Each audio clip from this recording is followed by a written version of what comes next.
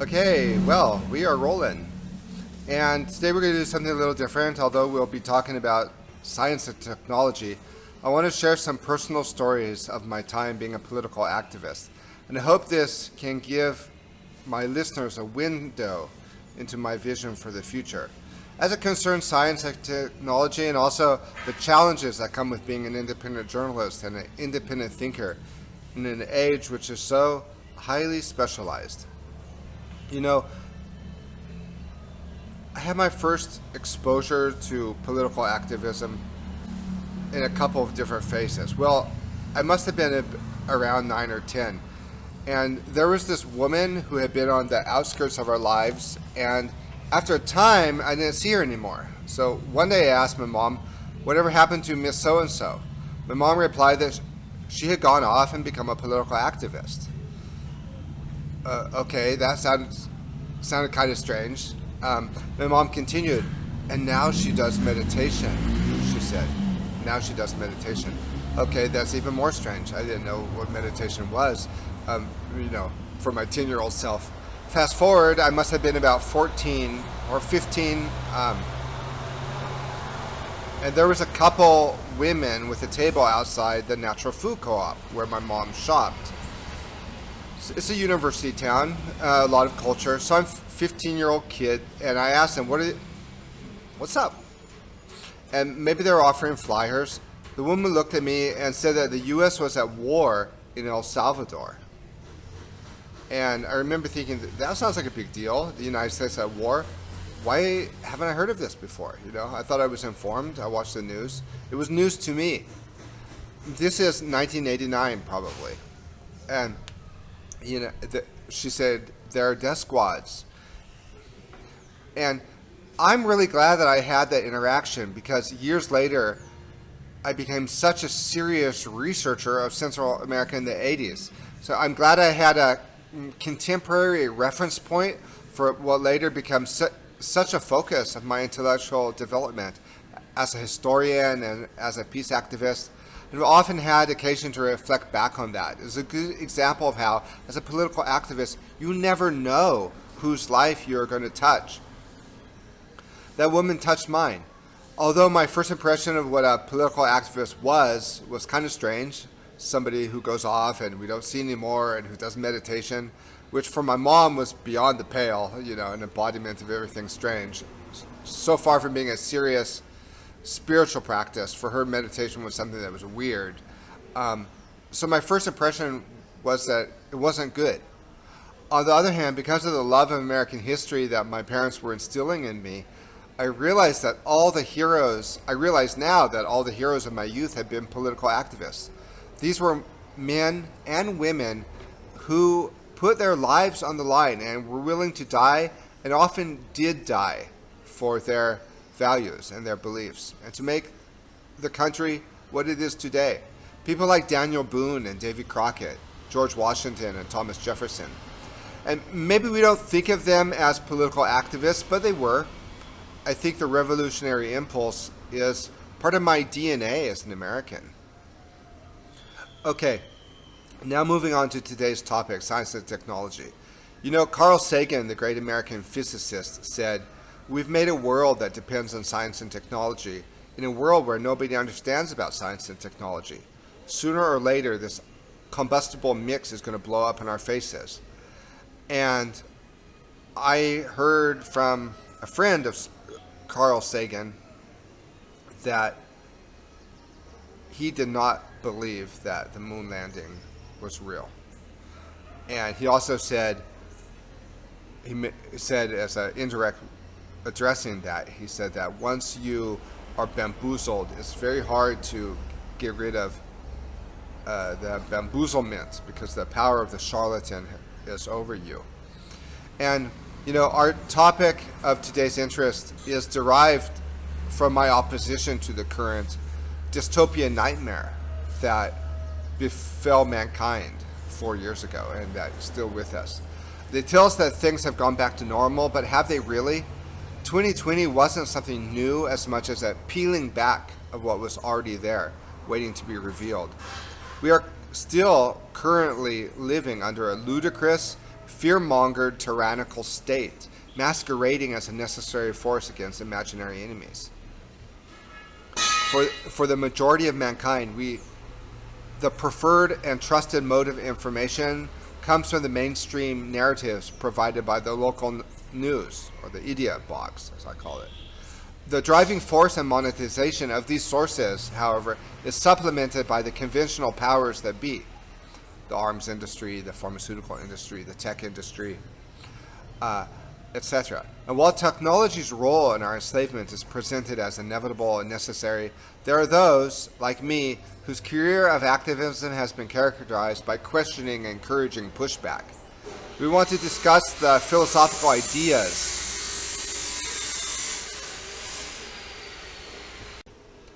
I want to discuss the philosophical ideas that occur axiomatically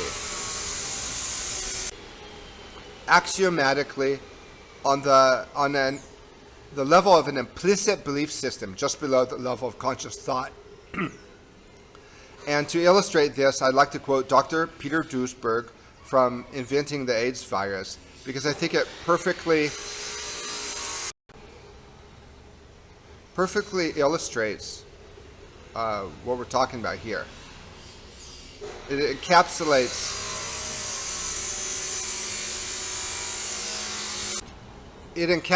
why we need conflict. Moreover, it's through conflict that advances occur. This is what he says. The community as a whole doesn't listen patiently to critics who adopt alternative viewpoints.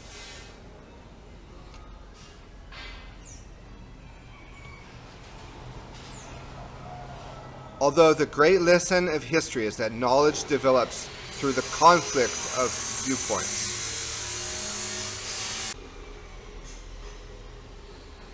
The community as a whole doesn't listen patiently to critics who adopt alternative viewpoints.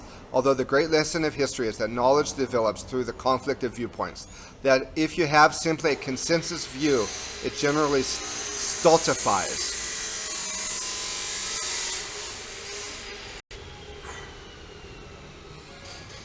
It fails to see the problems of that consensus, and it depends on the existence of critics to break up that iceberg.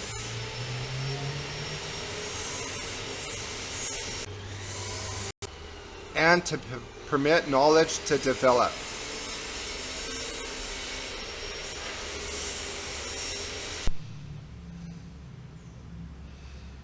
Community as a whole doesn't listen patiently to critics who adopt alternative viewpoints, although the great lesson of history is that knowledge develops through the conflict of viewpoints, that if you have simply a consensus view, it generally stultifies, fails to see the problems of that consensus, and it depends on the existence of critics to break up that iceberg and to permit knowledge to develop.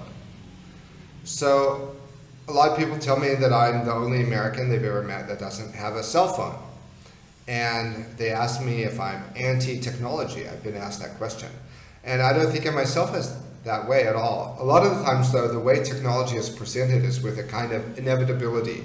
Technology as evolution.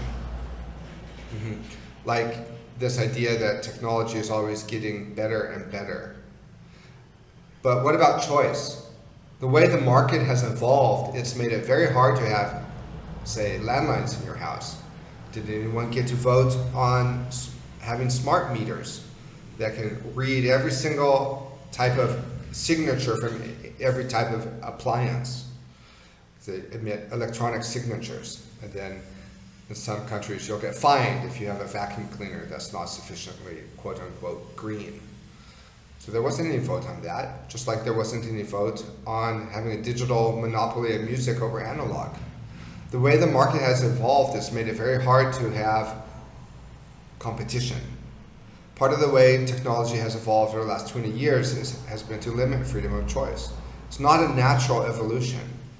We're presented with the newest models, and this idea that, you know, Justin Trudeau, he says, we can't be believing that it's 2020 or it's 2016, as if through time things are always getting more advanced. But I think history shows you just the opposite.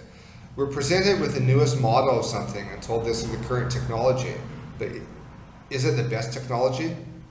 A lot of people have this idea that what is available now has sort of won on the marketplace of ideas. I don't think that's the case at all. There's also concerns about cell phones and Wi-Fi radiation. Cell phones were brought to market before any testing happened. GMOs are also a good example of how governments push a technology, in this case by exempting it from regulation. Often behind a certain technology's rise to fame and monopoly status is very deliberate government policy.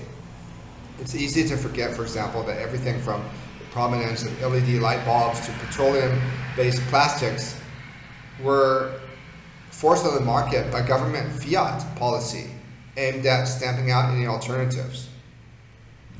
Thus, too quickly forgotten. It was the same when analog music gave way to digital. Sharing music by analog was suddenly a criminal offense, even if people thought it sounded better. But when CDs first appeared on the market, they told us we had choice. It's exactly the opposite of a free market.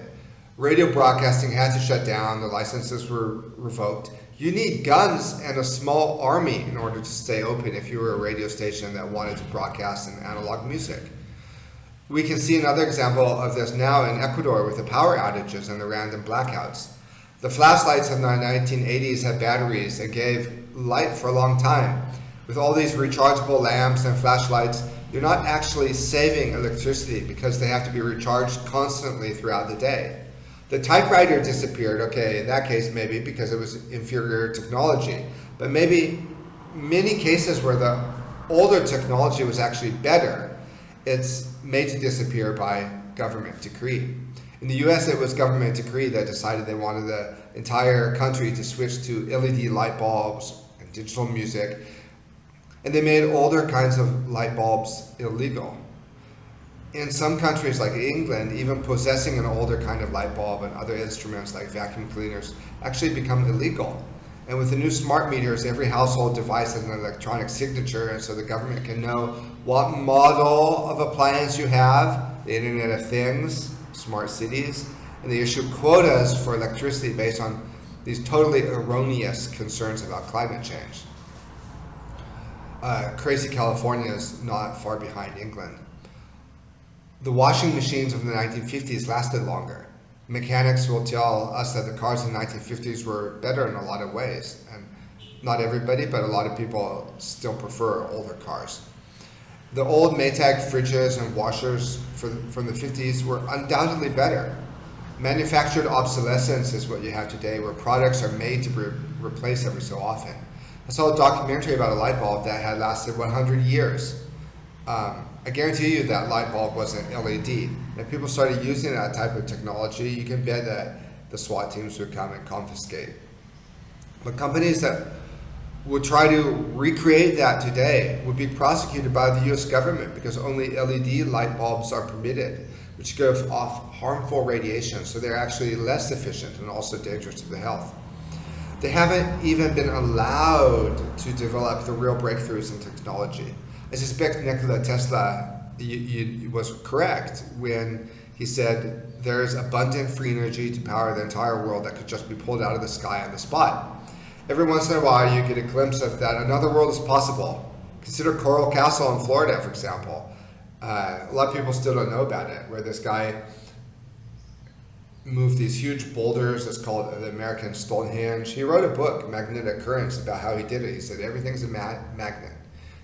You just have to know the frequency. And they said that he tapped into some ancient technology. There's no way to explain it other than that. And I think we have this idea that technology and science is evolving now even more rapidly. That's going to together in one unit. They even talk about a singularity approaching. In some ways, through things like AI and quantum computing, we may be justified in speaking of a singularity that will give almost magical powers to those behind the machines and the ability to control, with this idea that everything is progressing in the best possible way in one unit, evolving. And we think discoveries are made and then they're taken by a whole, but a lot of the times discoveries are made and then they're forgotten about. And when you go fast, it's hard, if not impossible, to self-correct. You miss things. And AI cannot self-correct because it's been fed what it's operating with. So the chatbot, for example. New discoveries aren't incorporated into the models. They're not incorporated into AI models. Truth comes from integrating various fields of knowledge. Think about that. Truth comes from integrating various fields of knowledge. But according to the way we divide knowledge now into specialties, that kind of integration becomes impossible unless you step outside the box. And we really see this in medicine. And so the solution to these power outages and random blackouts, like we're seeing in Ecuador, is decentralization. A lot of it depends on meteorological factors, sure, because of the hydroelectric dam, but why should we depend on power from a source so far away? I remember in California there was a mudslide that partially covered a road between two towns. The state had to schedule time to remove the debris, and it caused economic hardships because for months and months the road between the two towns was closed. I remember thinking that the men of the community with shovels and pickup trucks could have had that rubble removed in one afternoon. But the fact that it had become a matter of the state to fix, a matter for bureaucracy, it meant it didn't get fixed for a long time. So centralization of power causes a lot of problems. It stifles individual initiative. During the government of Rafael Correa, Ecuador's left-wing strongman, you saw all these white vans running around the country. That's the Ministry of Tourism, Ministry of Urban Development, Ministry of Health, Ministry of this and that. And undoubtedly, they did a lot of good, but they also did a lot of damage. You know, fluoride in the salt, fluoride in the water. I rest my case. But just because there are good intentions, it doesn't mean that the power of the state is used for good. Absolute power corrupts.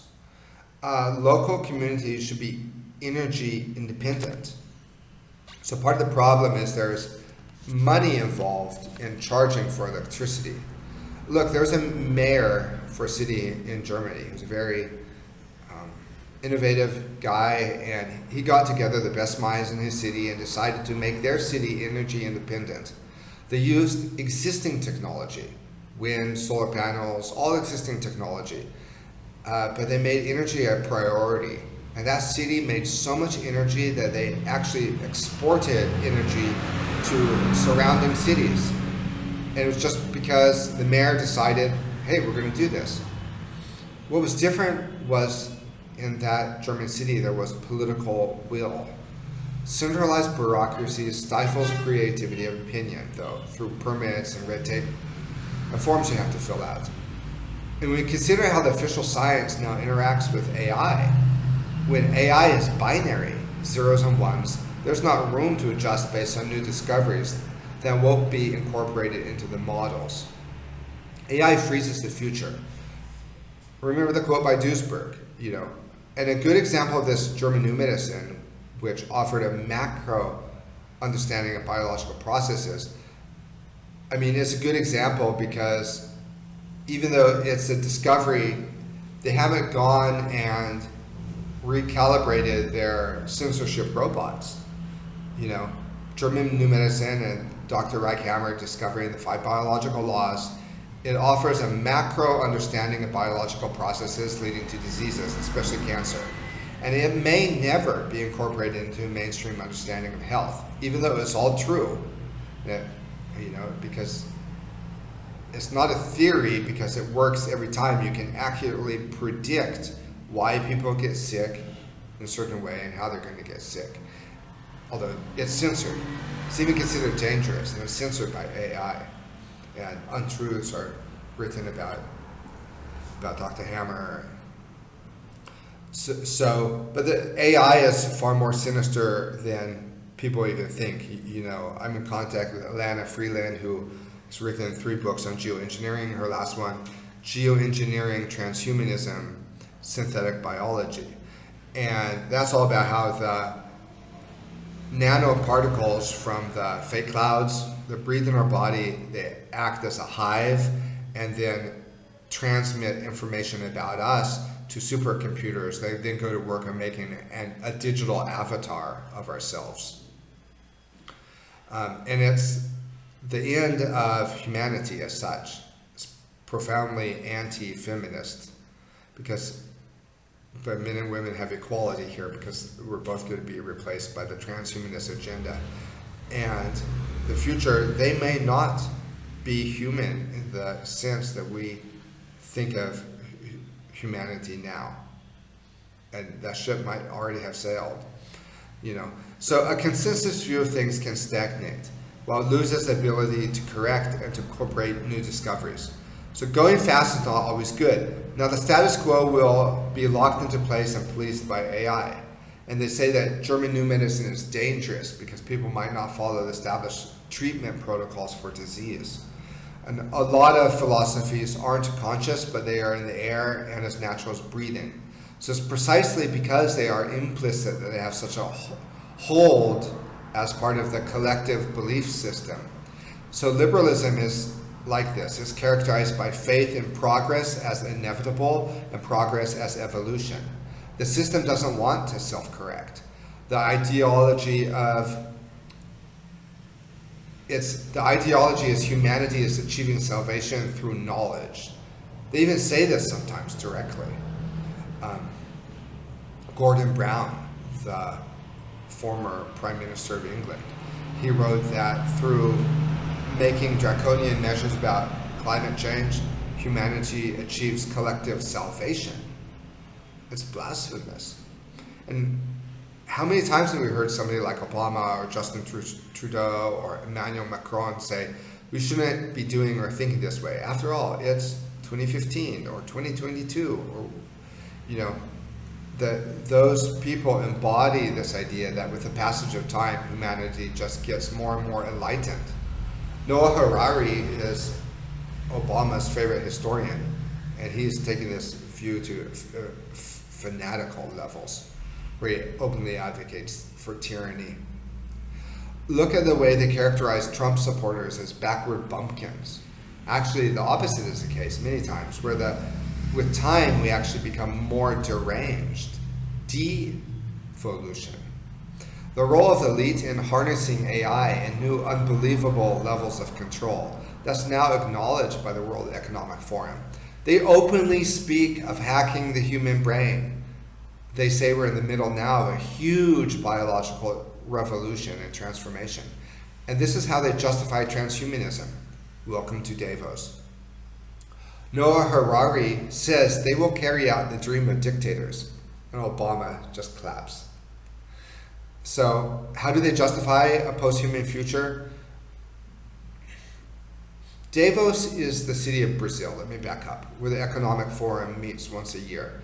It's like the Bilderberg Club. They set policy, and they justify their transhumanism by saying, trust the science. And for Noah Harari, who's the second most important person at Davos, it's a dystopic vision where governments at Davos partner with AI to stamp out all independent thought. For example, the science of shots or PCR testing. If you listen to Noah Harari, he says this openly. And he's the second most powerful man at the WEF in charge of their technology policy. Now he may be the most important man there because Klaus Schwab, the head and the founder, stepped down. He retired. So Noah Harari says people will look back at the pandemic as the end of humanity as we know it. Certainly the end of free will. But we have to do it, he says.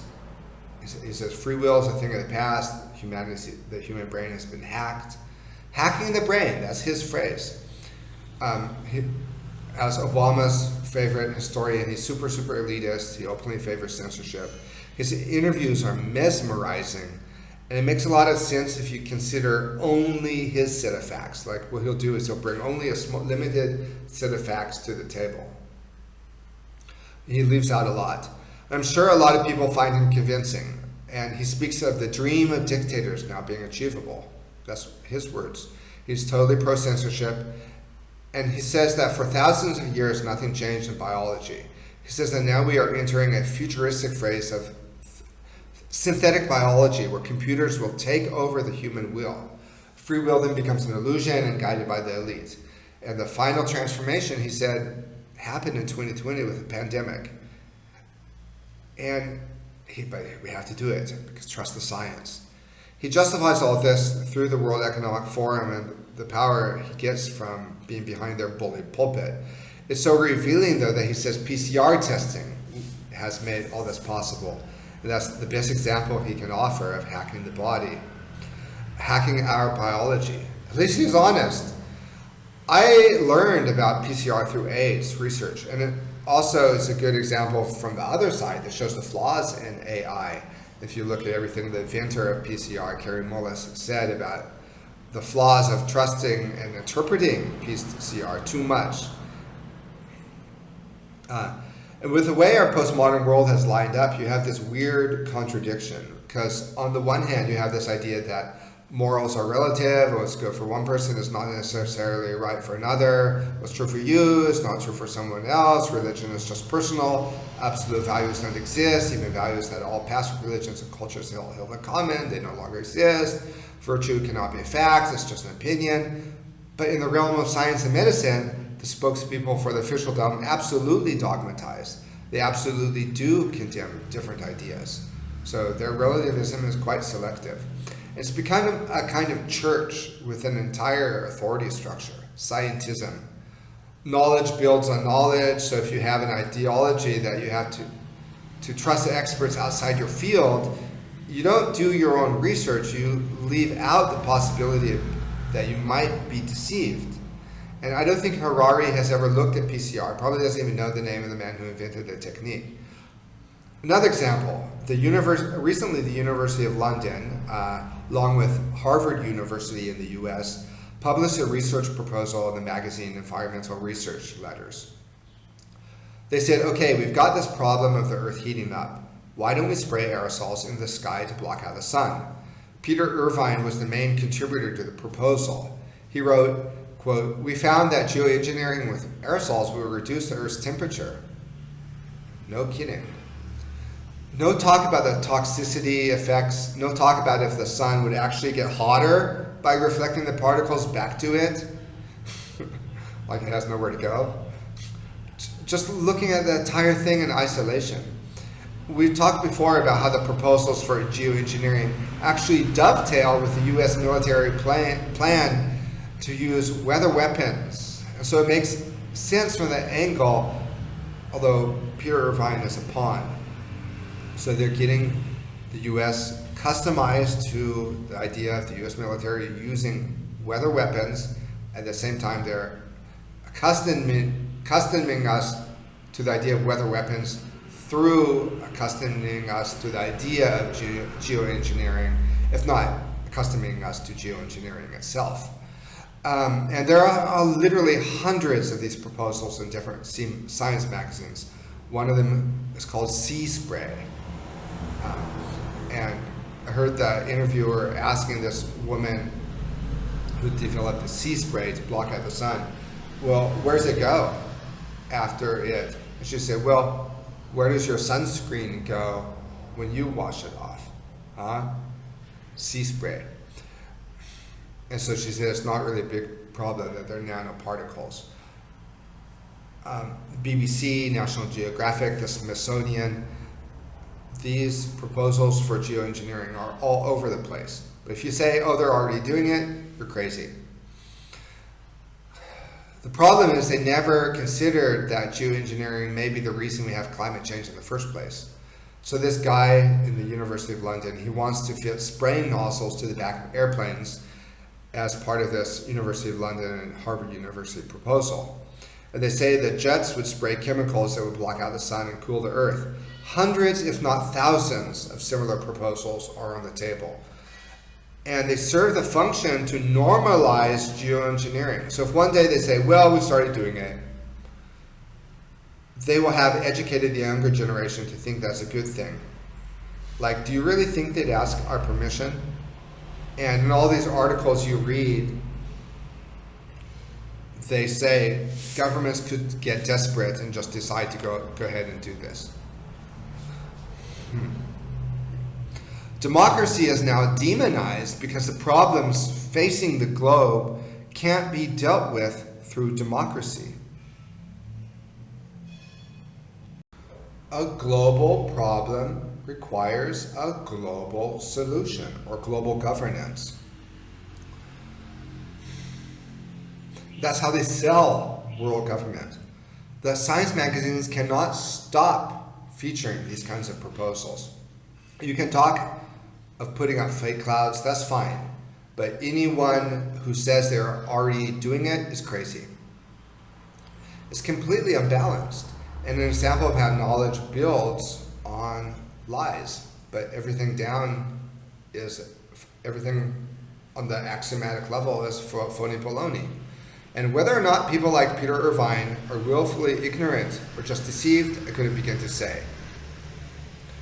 I won't even mention David Keith and his proposals. He's the most vocal proponent of solar radiation management or geoengineering.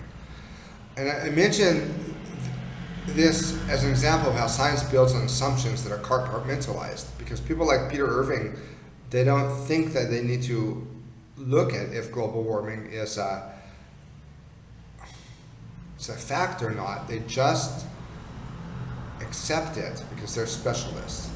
If one assumption is wrong, then everything built on top of it will also be wrong. There's also a political agenda behind the green craze, ironically called sustainable development. But one of the things I love about Alana Freeland's critique and her books on geoengineering and the interviews that I've done with her and her speeches on the internet is that she says, yeah, climate change is caused by man, but it's not caused by man in the way that you think.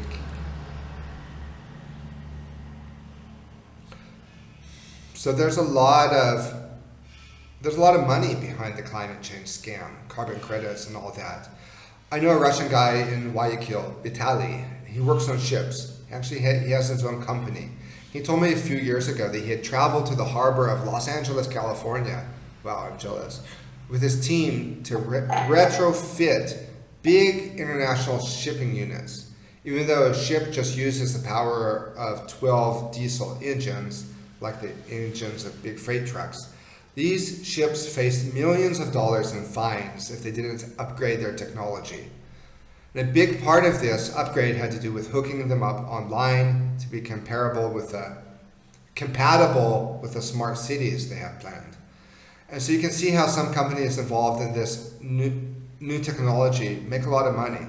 And in the US, I knew somebody who offered loans to houses to have them retrofitted to make them so-called green. I mean, how much can you do that you need to actually take loans, tens of thousands of dollars to retrofit your house to make it green? So, smart houses. So there's a lot of money behind the climate change scam. And I grew up in Eureka, Humboldt County. You can see this little town on the globes, just because there's nothing else around. Very, very isolated. It sits on the Humboldt Bay, and it was named after the explorer Alexander von Humboldt, who explored the coastline and even sailed down to Lima, Peru. And as long as I could remember,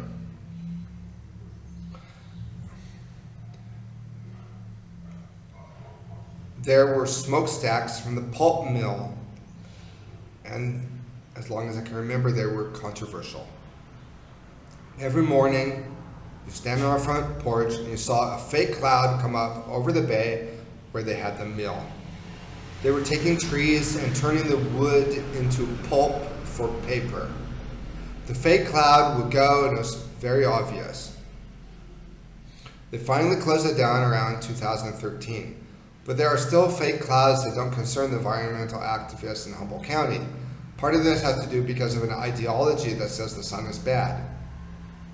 When you have disasters, though, like the forest fires in California, hurricanes in Florida, what gets built on top are these smart cities. Build back better. This was Biden's slogan in 2020, build back better. But in order to build better first you have to destroy what's there. I believe they're causing the fires and hurricanes intentionally to lay the groundwork for these smart cities, where everything will be connected to the Internet of Things. No conversation about the dangers of EM radiation. So always question civil science and ask, who benefits? Is there a political agenda? Timothy Leary was a poet and essayist in California during the 1960s. He's associated with the hippie movement and protest against the Vietnam War. He wrote an essay called The Buddha as Dropout, where he argued that the truly spiritual state, nirvana, was found through bucking the system and canceling everything. It was an idealized way of imagining a stop to capitalism. Because then they wanted to bring the Vietnam War to a grinding halt. John Lennon said the same when he said protest meant everyone staying in bed, which he did for a couple of weeks with his wife to be an example. The idea was that everyone needed just to stop participating in the capitalist system. My parents saw this, the Tim Leary and the John and Yoko, as just the complete and total epitome of senselessness. My dad once remarked that there might be a special place in hell just for John Lennon, the Beatles singer. People see the sex, drugs, and rock and roll, but they forget what a peace activist Lennon was, which is why they assassinated him in 1980.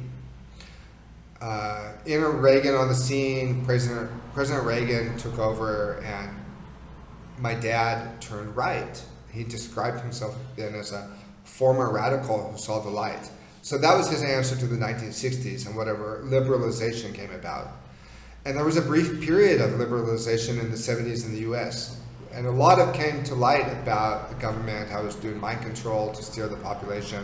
MK Ultra, the church committee, Senator Frank Church. But my dad had become so right-wing that he saw politics as a futile attempt to resist predestination. And it wasn't just my dad, so I'm not singling him out, but his reaction was typical. And his popular movements, a lot of people from his generation now feel the same about the popular movements of the 1960s. On a side note, for all the talk of sexual liberation, the summer of love, free love, and all that, when these hippies grew up and occupied public positions in government, they also went full circle and brought us the idea that sex was now bad and you'll die if you don't use a condom, you'll get HIV. So that's something that's never really been explored, how the most sexually, quote unquote, liberated generation could then become so paranoid about sex. And probably won't be explored, but it's just another example of the contradiction in even still today how the sexuality of that period is presented. I mean, the children of the 1960s who became liberated from sexual restraints, when they got into positions of power, these were the ones that passed laws saying you could go to jail for having sex without a condom if you had this imaginary disease or tested positive for it. Food for thought. But let's go back to the image of Timothy Leary in his essay, The Buddha as Dropout. Spirituality is doing nothing, and John Lennon's call to stay in bed until they stop fighting in Vietnam.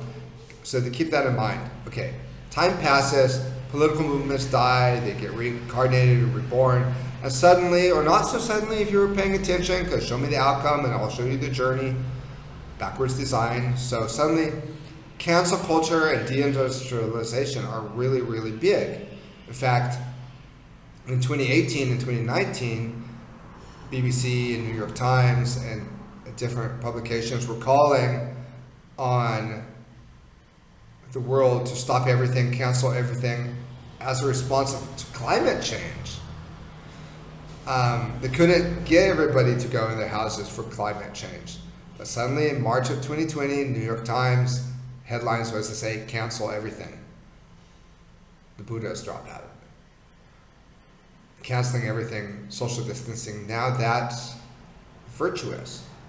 So my dad's saying the same thing now as the hippies, or at least as Timothy Leary, as the Buddha as dropout.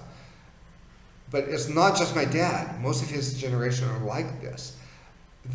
They say the same thing as Timothy Leary and John Lennon, who they see as the epitome, the archetype of everything senseless.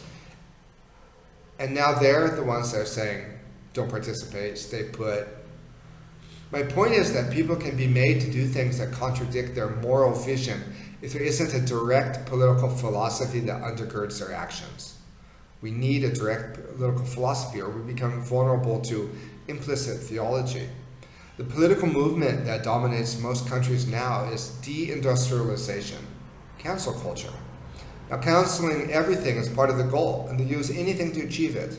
So the aim is the same as the hippies we mentioned, doing nothing, but it's not painted as the Buddha, as this kind of weird flower power, even though the end result is the same, to stay in your house and bring the economy to a driving halt. I would talk to my dad and others, and I'm not picking on him, he's a microcosm of his generation. I talked to pastors at churches and they would tell me that same thing, and they said, you're a liberal. Because from their point of view, it was only people with a left view of politics that talked about state crimes against democracy, September 11th and all that. Liberal bias. But when the orders came to stay inside, I said, where's the free market?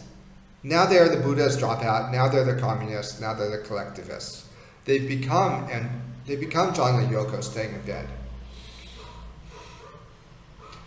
And I think there was a kind of a disconnect between my thinking and a lot of the people from my dad's generation. And when I started researching Latin America, even before that, I got involved in the September 11th truth movement, because I had begun studying American imperialism, focusing on the 1980s, El Salvador. You know, my dad told me then, as I showed up, no doubt, with a Noam Chomsky book in each hand, he said that in the 1960s, people he knew were so right-wing and paranoid about communism that they were convinced there were communist frogmen in Humboldt Bay. A frogman is an underwater diver, in this case, like a spy. And my dad hated communism. He saw everything through the lens of the Cold War.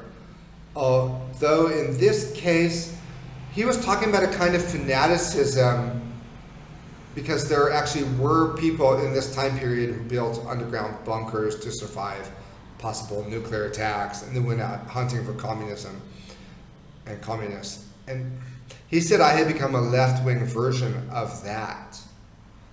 And he said, quote, but I told him, they're killing millions of people in Latin America. And he replied, but there's communist frogmen in the bay.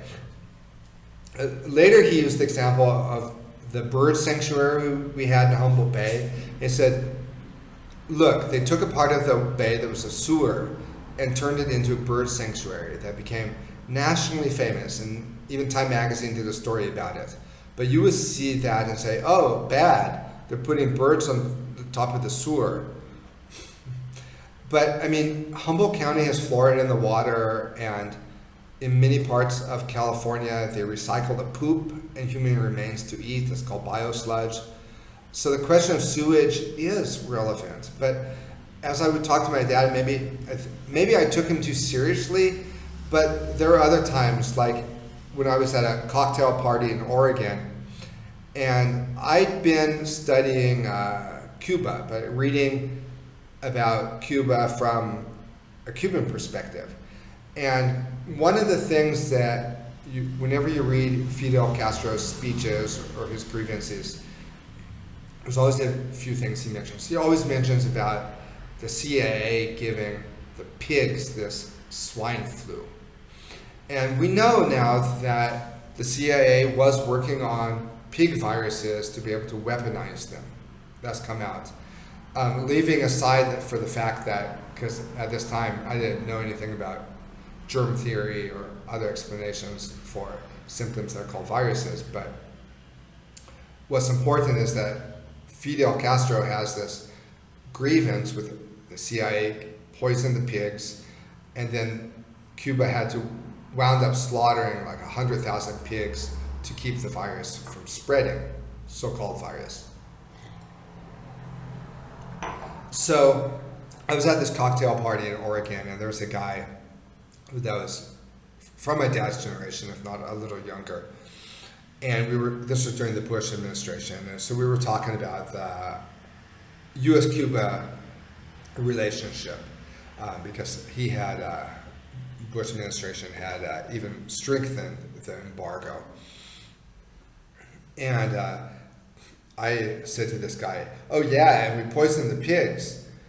And he just looked at me like he thought I was crazy, like that looked like he was talking to a crazy person. Because the only thing that he knew was the Bay of Pigs. And it's, for a lot of people in my dad's generation, because they lived through these experiences, Bay of Pigs, the Kennedy assassination, Watergate, they have this idea that everything that was worth knowing, they already know. And so somebody from my generation, there couldn't be anything possibly relevant that could offer that could make them look at these historical events from another perspective. And so when I said, "Oh yeah, we poisoned the pigs," I didn't understand the face that he gave me until a couple days later. I said to myself, I bet he thought I was talking about the Bay of Pigs. But I'm this precocious researcher that gets one thing from one place and one thing from another place, and this gets confused. Of course, he had never heard about the swine flu epidemics. But going back to science and technology, I feel that there's a lot that's left out of the debate about AI. And that stems from the secret space program, where these trillions of dollars have been siphoned off, and we're controlling the weather. And it's so far advanced now that we may never have natural weather again. So even on those days when it seems like they're not spraying the chemtrails, the sky might be so ionized by that point that they figure, oh, we don't even need it anymore.